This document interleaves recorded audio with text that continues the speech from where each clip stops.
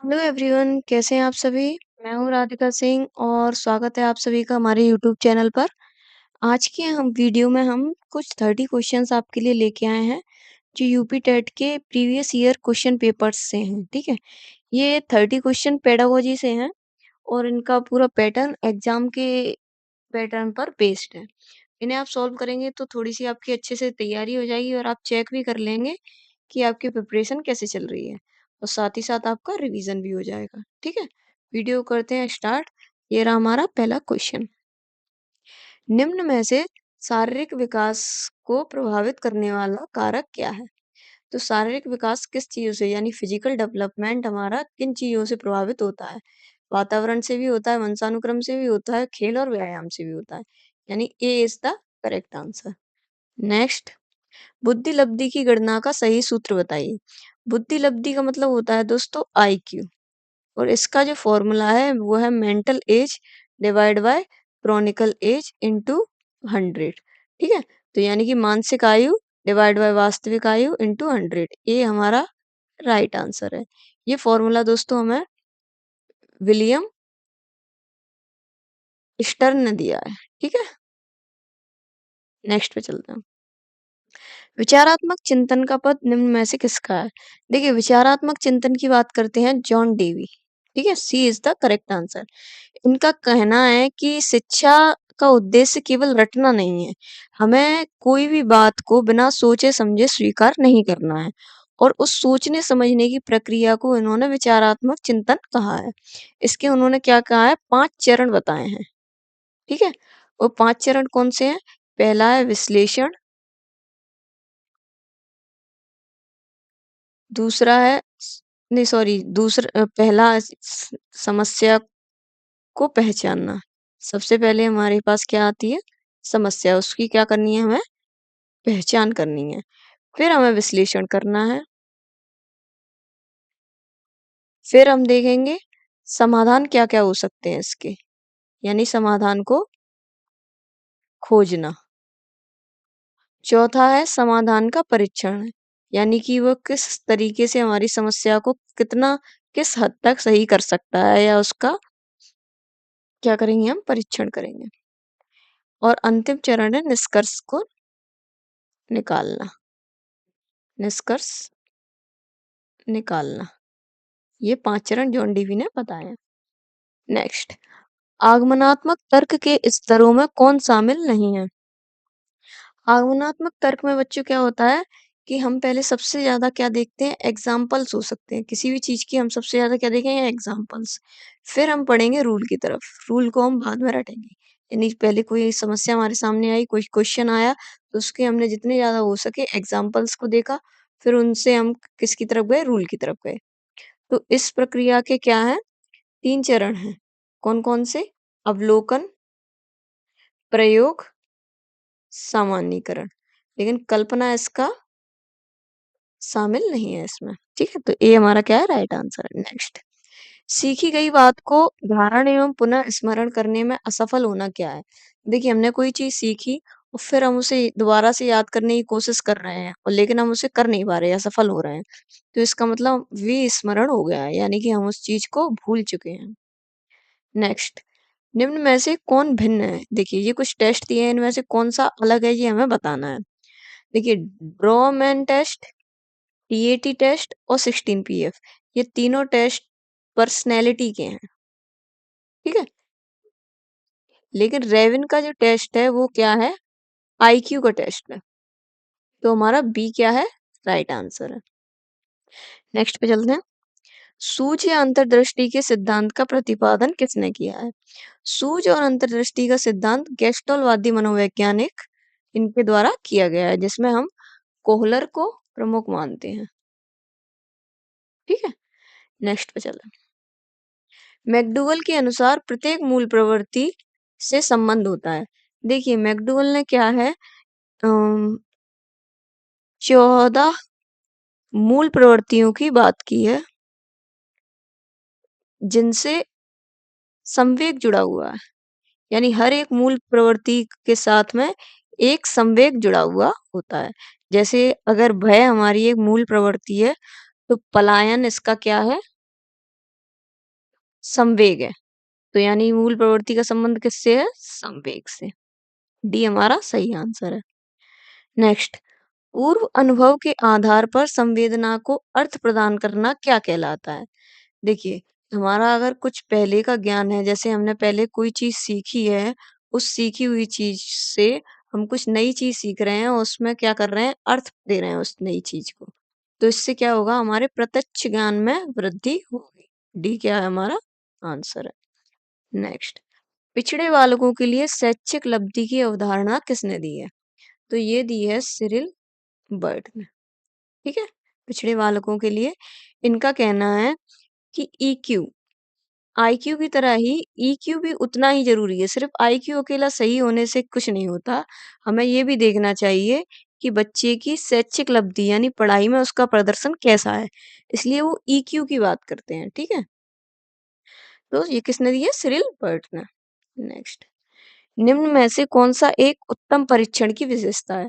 देखिए, उत्तम परीक्षण की विशेषताएं क्या होती हैं? विश्वसनीयता, वैधता, वस्तुनिष्ठता, व्यवहारिकता। लेकिन अभिक्षमता, अभिक्षमता क्या होती है? कोई कार्य सीखने या करने की जन्मजात क्षमता को हम क्या कहते हैं? अभिक्षमता, यानी एप्टीट्यूड। क्या कोई कार्य अगर हमें करना है या सीखना है, उसकी जो हमारी क्षमता है उसको क्या कहते हैं? अभिक्षमता। तो ये अभिक्षमता क्या नहीं है? ये एक उत्तम परीक्षण की विशेषताएं नहीं है। नेक्स्ट, निम्न में से कौन सा बुद्धि का सिद्धांत नहीं है? देखिए, ये कुछ सिद्धांत दिए गए हैं, इनमें से ये पूछ रहे हैं कि बुद्धि का सिद्धांत कौन सा नहीं है। देखिए, एक तत्व का सिद्धांत, ये हमें किसने दिया है? अल्फ्रेड बिने ने। ये भी सही है। किसका ये सिद्धांत? बुद्धि का सिद्धांत है। दो तत्वों का सिद्धांत, ये हमें दिया है स्पीयरमैन ने। ये बुद्धि के जीएस फैक्टर की बात करते हैं, ये भी एग्जाम में कई बार पूछा जाता है। बहुतत्व का सिद्धांत, ये है थॉर्नडाइक का। लेकिन प्रत्यागमन का सिद्धांत, ये किसके बारे में होता है? व्यक्तित्व और व्यवहार के बारे में। किसके बारे में? व्यक्तित्व एवं व्यवहार को हम देखते हैं मनोवैज्ञानिक तरीके से, उसे हम कहते हैं प्रत्यागमन का सिद्धांत। तो ये बुद्धि का सिद्धांत नहीं है। निम्न में से कौन अंतःस्रावी ग्रंथि नहीं है? देखिए, लार ग्रंथि जो हमारी है वो अंतःस्रावी ग्रंथि नहीं होती। थायराइड, एड्रिनल, पीयूष, ये तीनों ही अंतःस्रावी ग्रंथि हैं। नेक्स्ट, पियाजे के अनुसार संज्ञानात्मक विकास की द्वितीय अवस्था क्या है? देखिए, जीन पियाजे, ये क्या है? एक स्विस साइकोलॉजिस्ट है, जिन्होंने क्या किया है? मानव विकास की 4 अवस्थाओं की बात ये करते हैं।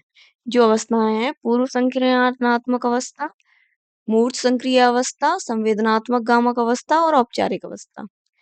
इनमें से पहली जो अवस्था होती है वो कहते हैं कि पूर्व संक्रियानात्मक अवस्था को वो पहली अवस्था मानते हैं, जिसमें बच्चे की क्या,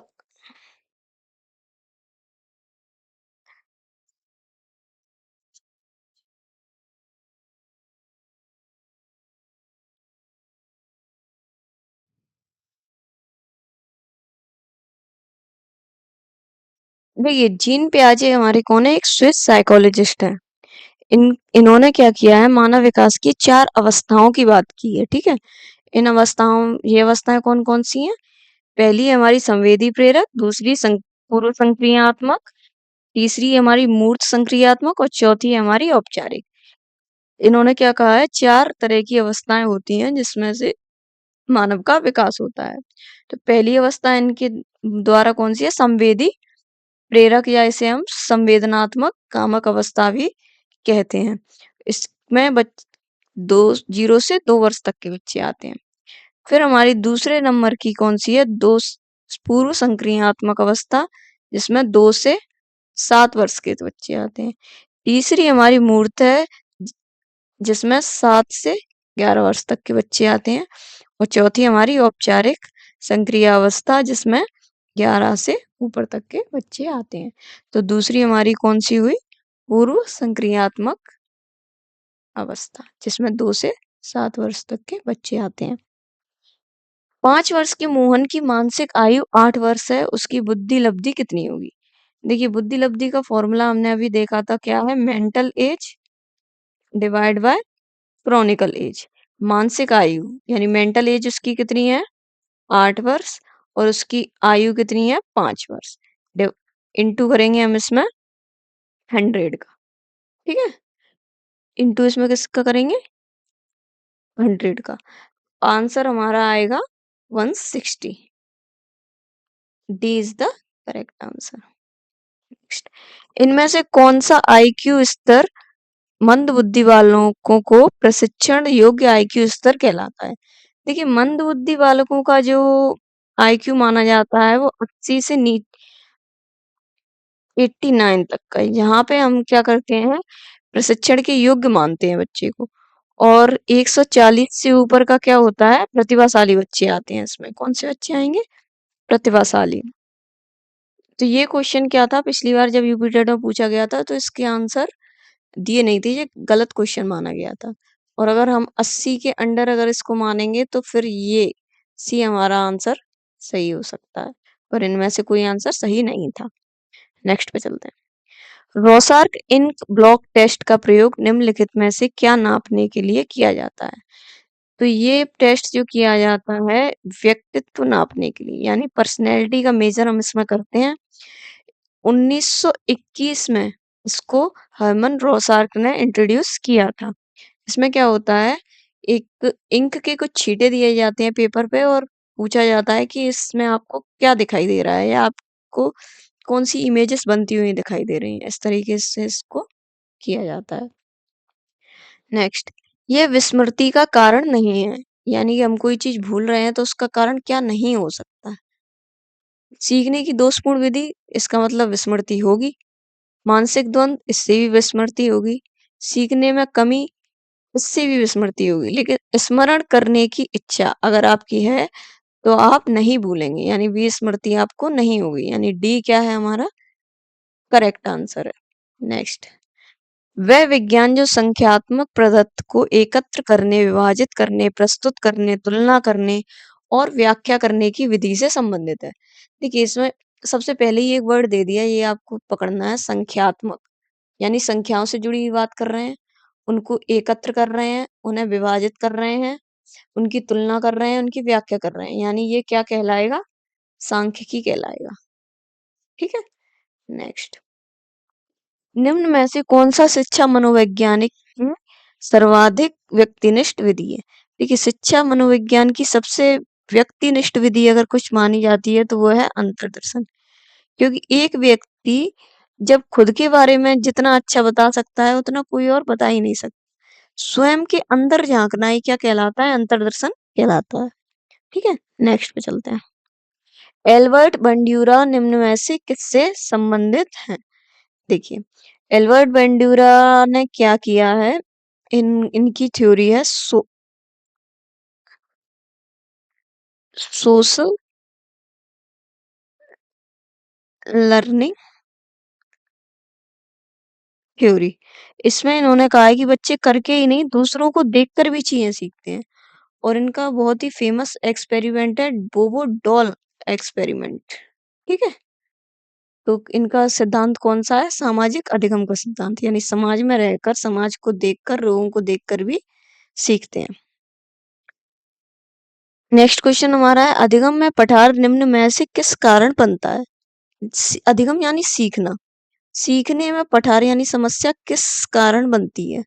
रुचि से तो नहीं बनेगी, परिपक्वता से भी नहीं बनेगी, अभिप्रेरणा से भी नहीं बनेगी, थकान से बनेगी। ठीक है। थकान से हमें क्या होगा? सीखने में कठिनाई आएगी। नेक्स्ट, दर्पण चित्र परीक्षण किसे मापने हेतु प्रयुक्त होता है? देखिए, दर्पण चित्र परीक्षण हमारा क्या है? अधिगम अंतरण को मापा जाता है। इससे किसको मापा जाता है? अधिगम अंतरण को। इसे कहते हैं ट्रांसफर ऑफ लर्निंग। मैं आपको इंग्लिश में कन्वर्ट करके इसलिए बताती जा रही हूँ क्योंकि क्या होता है कि पेडागोजी में आप इंग्लिश के टर्म्स को जितना अच्छे से याद कर लेंगे वो चेंज नहीं होती है ना, और हिंदी के वर्ड्स को चेंज कर देते हैं और आपको फिर उनमें कंफ्यूजन होने लगती है। इसलिए मैं आपको इंग्लिश के भी वर्ड्स साथ-साथ में बताती जा रही हूँ। ठीक है? अधिगम अंतरण को किससे मापा जाता है? दर्पण चित्र परीक्षण से। इसे ट्रांसफर ऑफ लर्निंग इसलिए कहते हैं जैसे एक दर्पण के सामने रखकर आपसे कुछ एक्टिविटी कराई जाती हैं। जैसे पहले आप उसमें देखेंगे तो आप जो लेफ्ट हैंड से एक्टिविटीज़ कर रहे होंगे वो आपको राइट से करती हुई दिखाई देंगी। तो जब धीरे-धीरे आपको इसको करेंगे बार-बार तो आप धीरे-धीरे इनमें से देखकर लेफ्ट, राइट का राइट ये सब सीख जाएँगे। कुछ इस तरीके से ये क्या होता है एक्टिविटी करवाई जाती है। जिससे वो देखते हैं कि लर्निंग का ट्रांसफर ठीक से हुआ है या नहीं। नेक्स्ट क्वेश्चन पे चलते हैं। तो इसका आंसर क्या था? डी। डी इसका सही आंसर है। नेक्स्ट पे चलते हैं। क्लाउड पिक्चर परीक्षण निम्न में से किसके लिए या किसे मापने के लिए किया जाता है? क्लाउड पिक्चर परीक्षण में क्या होता है? व्यक्तित्व का परीक्षण होता है। किसका? व्यक्तित्व का परीक्षण होता है। व्यक्तित्व की भावना, इच्छाओं, मानसिक प्रकृतियों का पता इससे लगाया जाता है। यानी कुछ क्लाउड दिखाए जाते हैं और उनमें बताया जाता है उन्हें क्या किस तरीके की पिक्चर्स उन्हें दिखाई दे रही हैं उसमें, इमेजेस बनती हुई। ठीक है? इससे उनकी क्या होता है व्यक्तित्व में भावनाओं, इच्छाओं को देखते हैं कि इनका व्यक्तित्व कैसा है। मूल प्रवृत्ति की एक प्रमुख विशेषता है जो पाई जाती है। देखिए मूल प्रवृत्तियां मैकडूगल कहते हैं कि केवल मनुष्यों में, चूहे, बिल्लियों में ही नहीं सभी प्राणियों में पाई जाती हैं। ठीक है? और वो जन्मजात और प्राकृतिक होती हैं। ठीक है? जन्मजात और प्राकृतिक होती हैं, सब में पाई जाती हैं। भारतीय संविधान में 6 से 14 वर्ष के बच्चों के लिए निःशुल्क व अनिवार्य शिक्षा का अधिकार निम्न में से शामिल है। कब शामिल किया गया था? तो ये अधिकार शामिल किया गया था अनुच्छेद 21 ए में। ठीक है? इसमें 86वें अगर संविधान संशोधन अगर पूछता है तो 86वां संविधान संशोधन हुआ था जिसमें इसको बनाया गया था। बाद में इसे राइट टू एजुकेशन एक्ट में इसे कन्वर्ट कर दिया गया था। ठीक है? इसमें इसे कन्वर्ट कर दिया गया था जो 1 अप्रैल 2010 से इसको लागू किया था। ठीक है? नेक्स्ट पे चलते हैं। क्रेसमर ने व्यक्तियों को निम्न में से किस प्रमुख प्रकारों पर वर्गीकृत किया है? क्रेसमर ने व्यक्तित्व को वही सुडोलकाय, लंबकाय और गोलकाय इन तीनों की ही बात क्रेसमर करते हैं इसलिए ये क्या है हमारा करेक्ट आंसर है। ओके नेक्स्ट टीईटी का उद्देश्य निम्न में से किसका मापन है? टीईटी होता है टीचिंग एप्टीट्यूड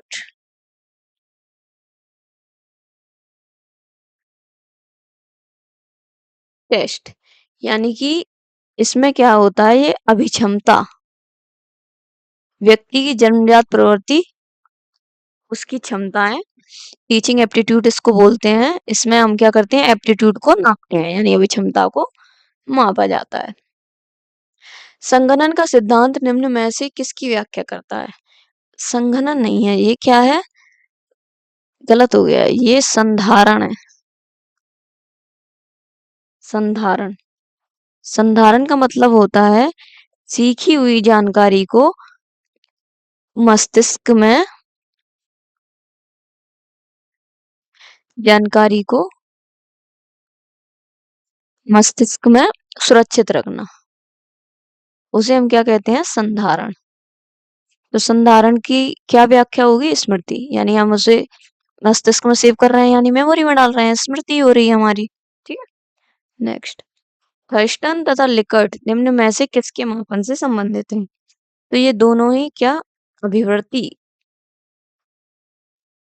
इसको मापने की बात करते हैं। ठीक है 30 क्वेश्चन हमारे यहाँ पे खत्म हो चुके हैं। आई होप आपको अच्छे लगे होंगे और आपके कॉन्सेप्ट भी थोड़े बहुत रिवाइज इससे हुए होंगे। वीडियो अगर आपको अच्छी लगे तो लाइक शेयर और सब्सक्राइब जरूर करिएगा और बताइएगा हमें कमेंट सेक्शन में अगर आप इस तरीके की वीडियोस चाहते हैं अपने एग्जाम के लिए तो आगे भी हम आपके लिए बनाते रहेंगे। अभी हम नेक्स्ट वीडियो में हिंदी और इंग्लिश के भी 30 क्वेश्चंस लेके आएंगे। ठीक है थैंक यू सो मच मिलते हैं अगली